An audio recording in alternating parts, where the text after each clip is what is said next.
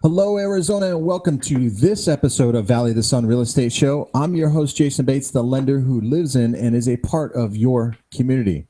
If you'd like to reach out to the show, then I would love to hear from you. You can do so by visiting my website at www.valleyofthesunrealestateshow.com. And from there, you can connect with me on any social media, any platform, check out past episodes. You can even call or email me directly right there from the website.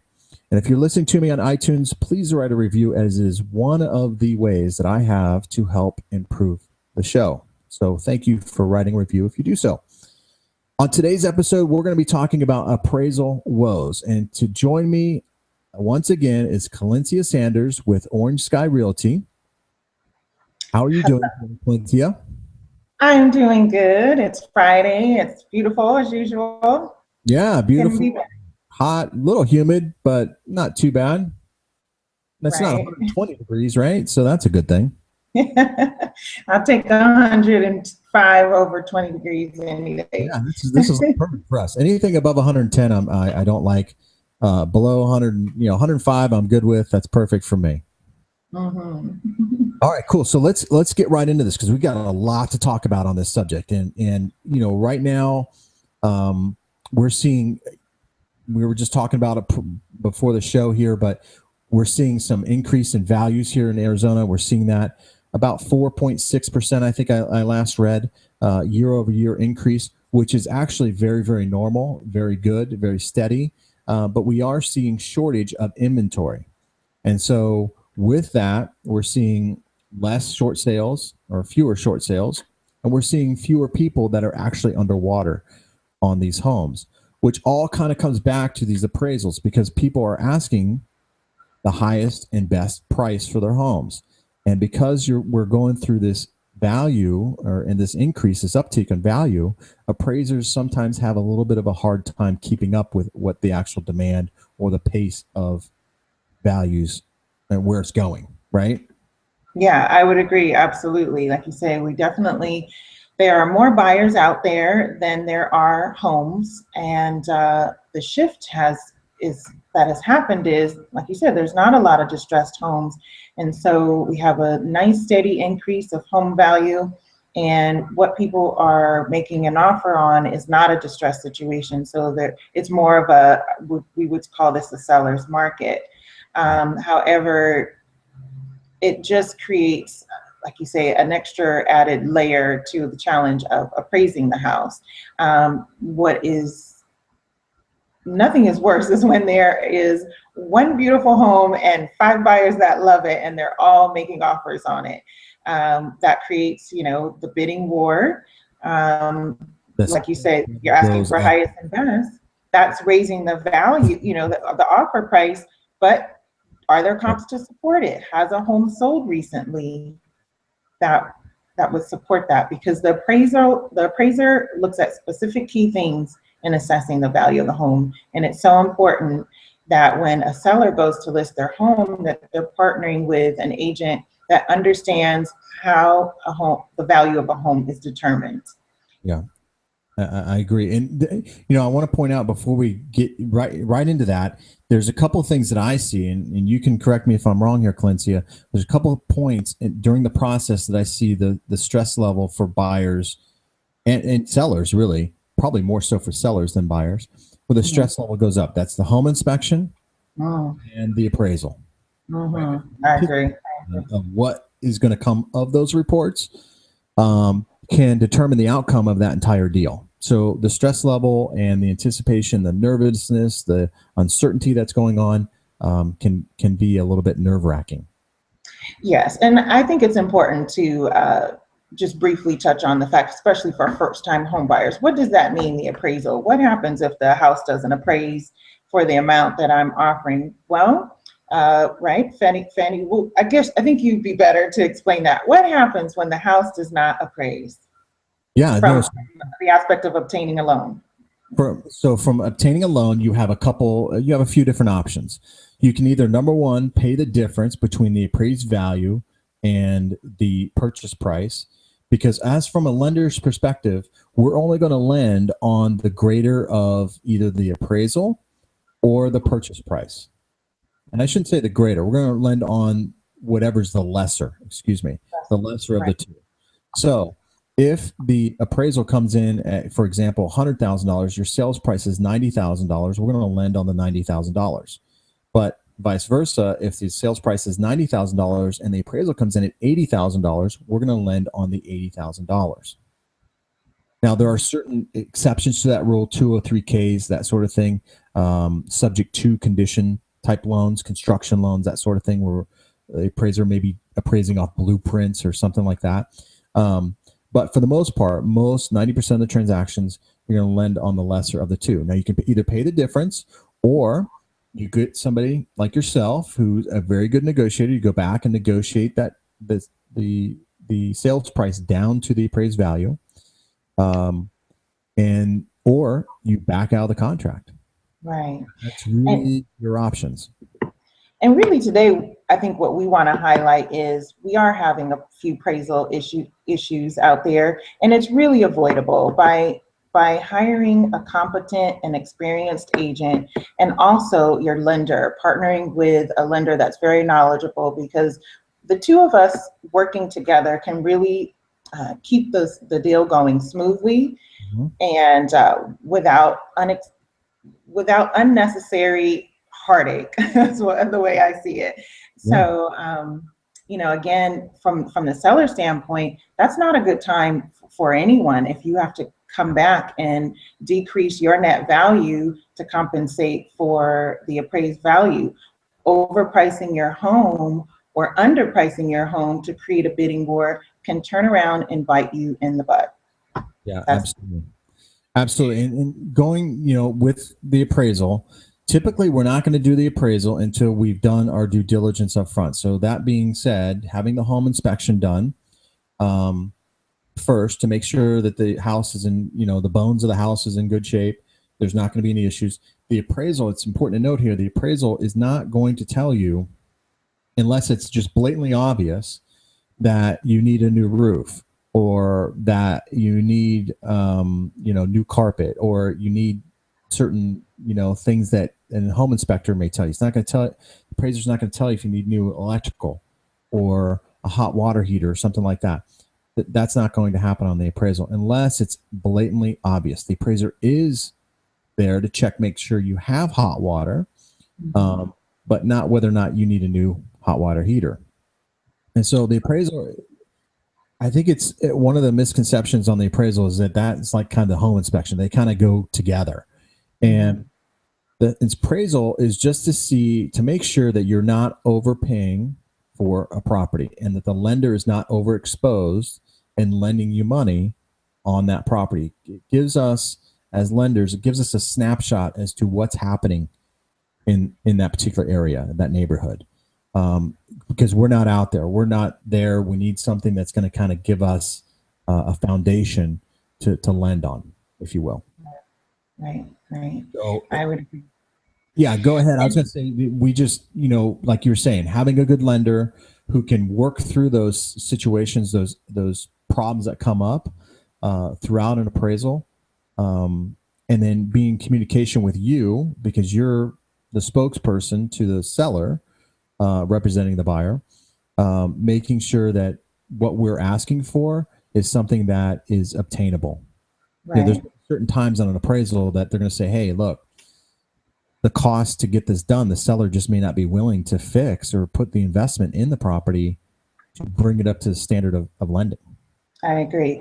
And representing both buyers and sellers, my message to a seller is, when it is time to list, we have to be very objective. Again, understanding and hiring an experienced and qualified agent is key in so many ways.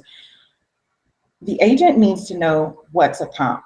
A lot of times sellers will get on Zillow, we love Zillow, and say, the house down the street sold for XYZ amount, and I noticed this house, around the corner sold for XYZ amount, and this is what I want to list my home for. I can get that value. Well, let's look at that. There's a certain square footage percentage that makes a home a comparable, garage size, pool versus not, single level versus 2-story. I mean, it really gets very detailed. The amount of distance, it definitely preferably needs to be in your neighborhood. And then the amount of time. Ideally, a comp should be within 60 days. So there's so many factors in there that have to take place. And then lastly, the one that speaks to most of our hearts is those upgrades that, you know, before we consulted a realtor, we went and we changed everything in the house right down to the doorknobs. And we spent $150,000 and we expect to get 130 right in value of that. And reality is when an appraiser comes in and he sees your beautiful quartz countertops, and that's not actually a good example. I think the pool is the best. You spent $80,000 on your pool improvement, and unfortunately, the maximum amount that any appraisal will give you is $10,000. Right. I mean, so understanding how we price your home and list it is very important, and being conservative with that, not undervaluing, but also not overvaluing, because if the appraiser comes out and cannot justify recent sales that are an apple to an apple comparison, you're going to have a problem. It's costly, it's time consuming, and ultimately we all lose time and money, and that's not good. We want to maximize your time and definitely get the maximum amount in your investment for the seller. And I'm so glad you brought that up, because I think when agents go out on listing appointments, and you know, they may ask, hey, what do you think your home is worth? And inevitably they're going to say, you know, a high number based on Zillow or Trulia or whatever the case may be. And then the agent saying, okay, I'll take the listing, and not really giving the evidence to the home seller as to the true value of the property. And I think this really holds true for investors. You know, we've seen over the past 5 years, obviously Phoenix has been a very focal point throughout this entire recession, quote unquote, period, and then the rebounding period. A lot of out-of-state investors have come here, picked up some of these properties dirt cheap, gutted them, and then put the furnishings and things back into the property, and then expecting to get dollar for dollar value out of them. And an agent, as a listing agent, it's good to have a listing agent that's going to push the envelope, but you need to be realistic about the whole situation too, and what determines the value. You know, I always refer to it, and I think I told you before the show, you can't build the Taj Mahal in the slums and then expect to get $1 on that Taj Mahal. It just doesn't work.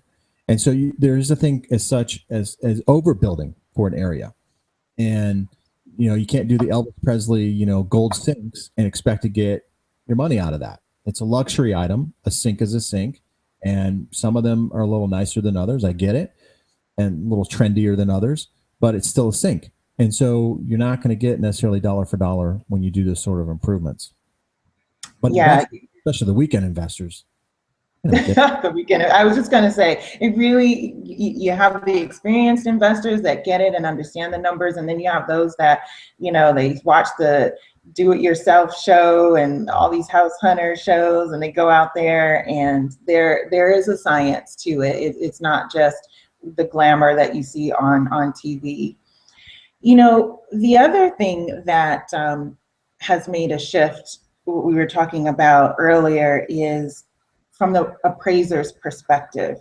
There has been a lot of reform coming from states, the Consumer Financial Protection Bureau, yes, and TILA, which I always forget what that acronym stands for. But Act.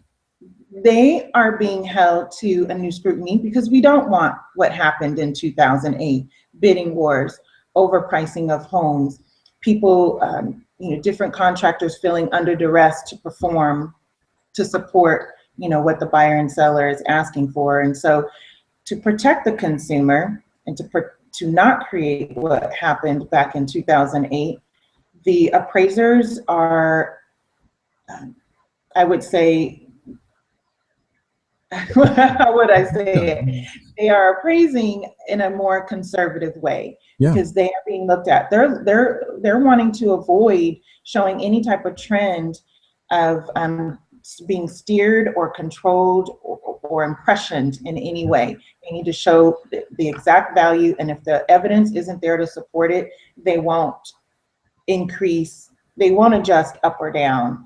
And then in the event you get an appraisal that didn't come in at value, for an appraiser to go back and have that adjustment made, he's red flagging himself. He's sending up a red flag into the air saying, investigate me, and potentially I might be fined for, trying to manipulate or control the market. And so there's just a big push to make an even playing field out there by, again, CFPB, state governing. And let's talk about that a little bit, because I sympathize a little bit with the appraisers. Oh, totally.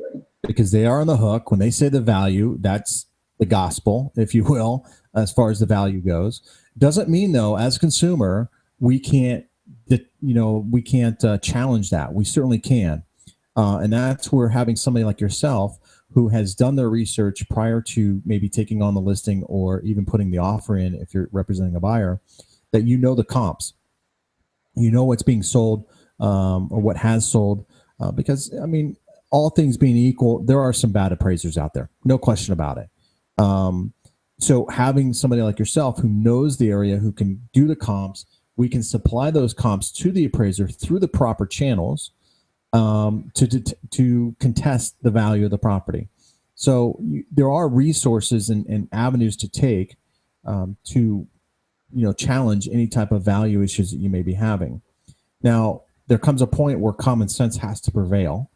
And it's important to note here that appraisers are people. And so their opinion as to what is trendy may differ than a realtor's opinion, than a lender's opinion.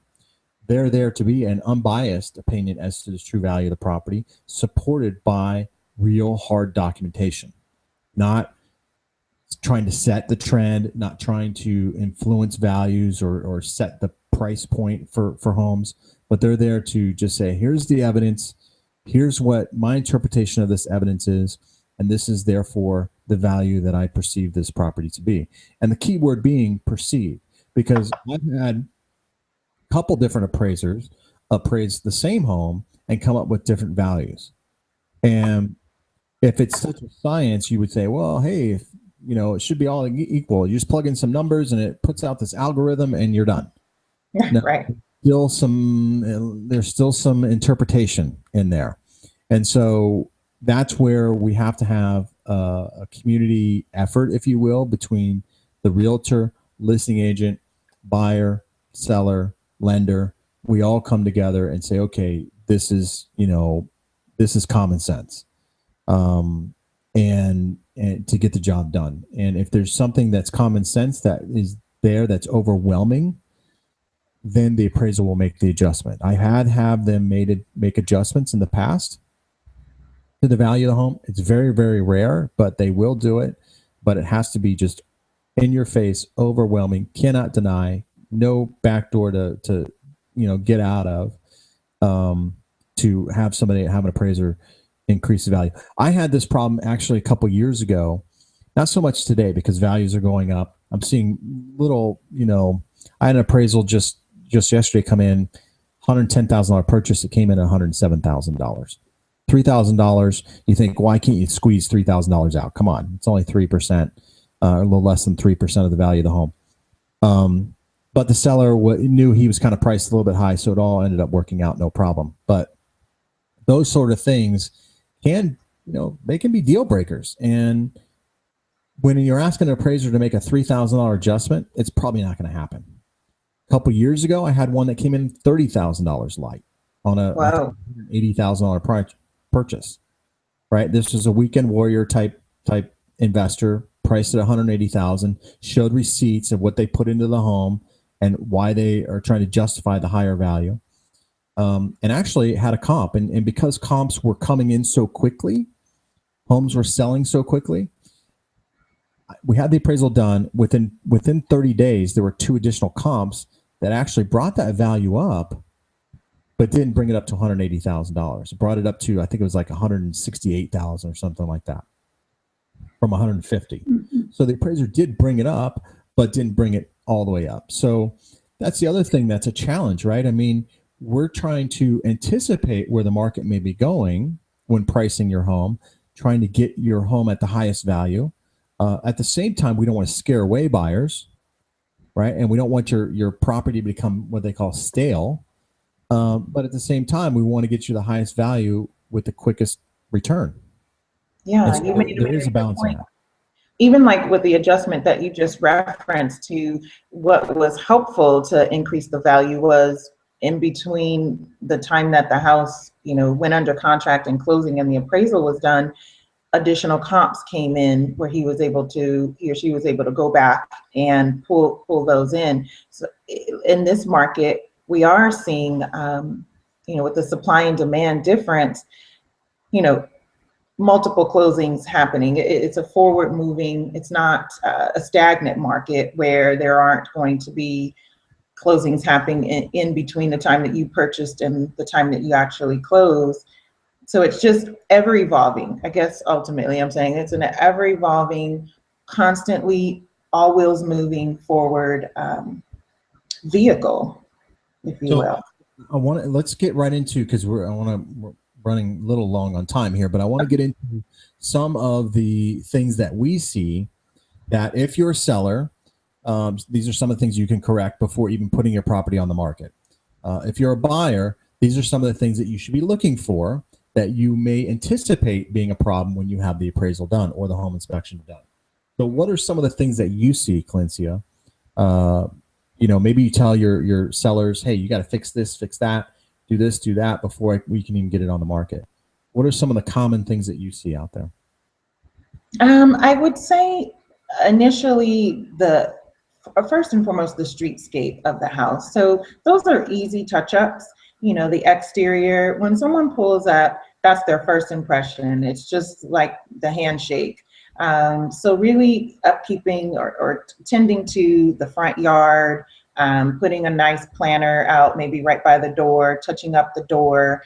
Doors get dings. It sounds like something elementary and so simple, but you'd be surprised where that would be an area that, the exterior is kind of overlooked. And with Fannie Mae and HUD, especially if you have any type of water damage, to the fascia. We had that heavy rain last year, and even though roofs weren't leaking, the way that the flow of the rain was coming in, it just actually caused a lot of fascia board damage to a significant amount of homes and around the exterior. And then, go ahead. Really, yeah, I would say anything that pertains to, because we do get a lot of FHA purchases out there, that I would say, right, would you agree that's a bulk of some of or in that price point, making sure that the house doesn't, because there are certain guidelines that Fannie Mae is looking for, water damage, etc. And then the kitchen and the bathroom are very key places. Doing some touch-up painting cabinets is inexpensive, but I would say those are the areas that you definitely want to start with, that is going to translate in your appraisal and help get your home sold.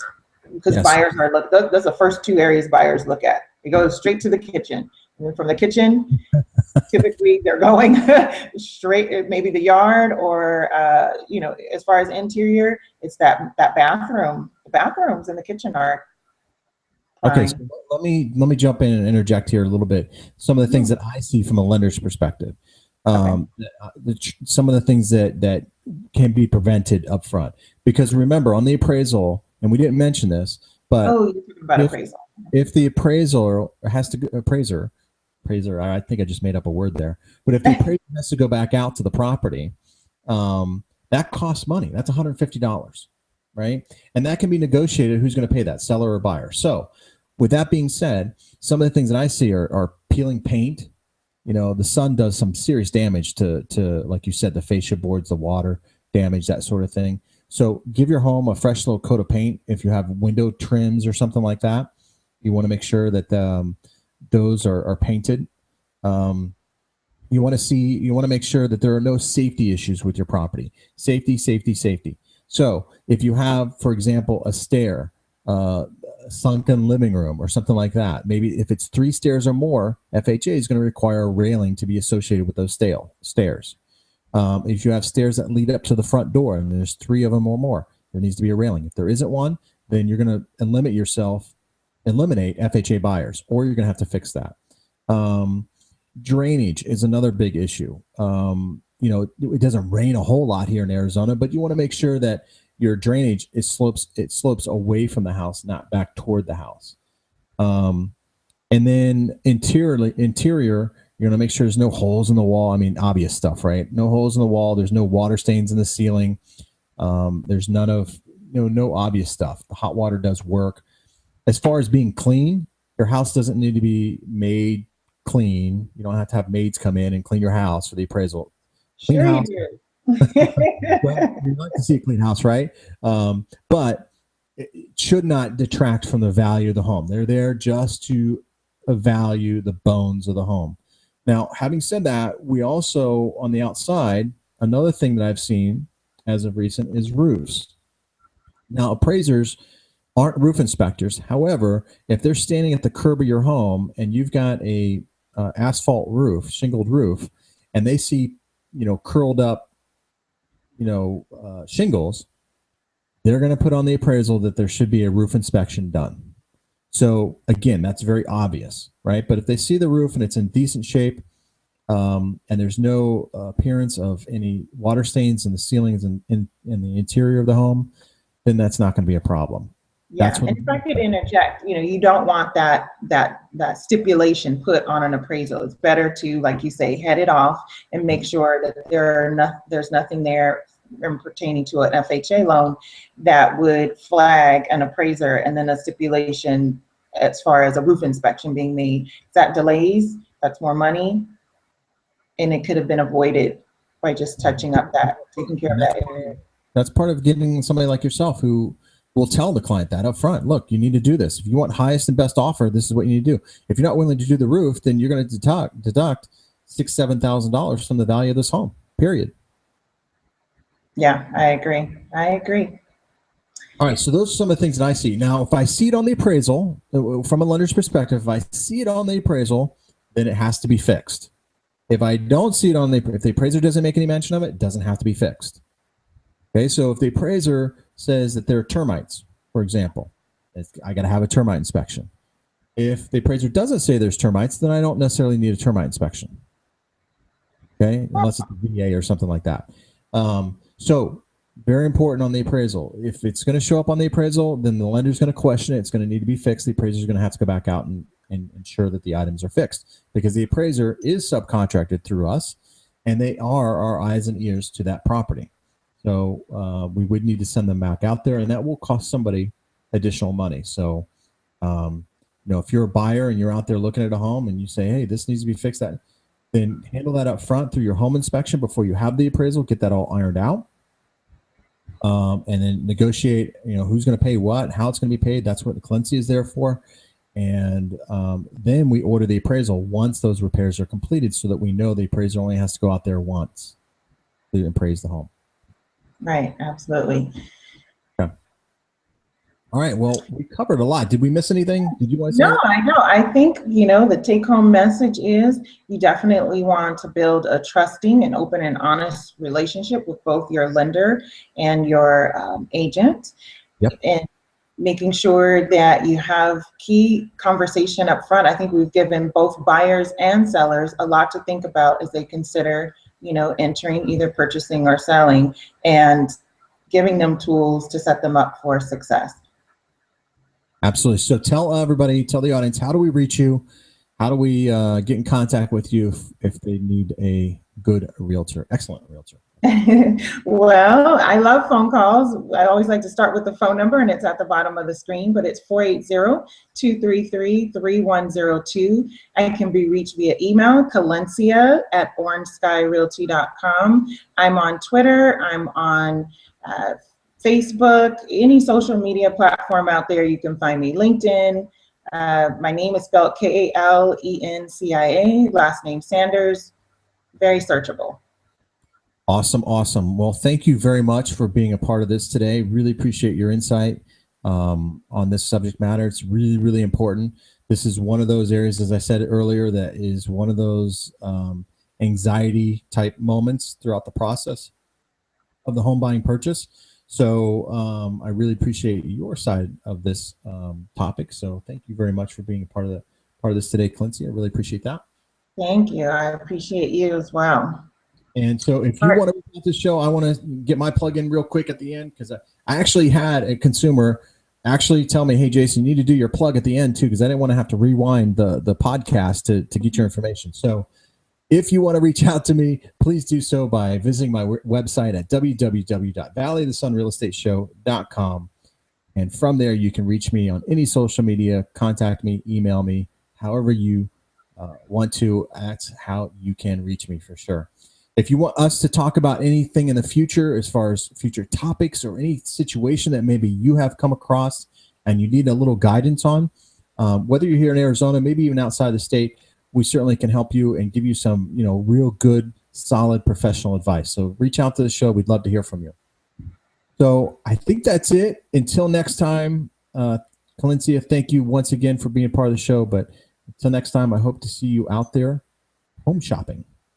That's right. See you soon. All right. Take care. Bye-bye. Okay, bye.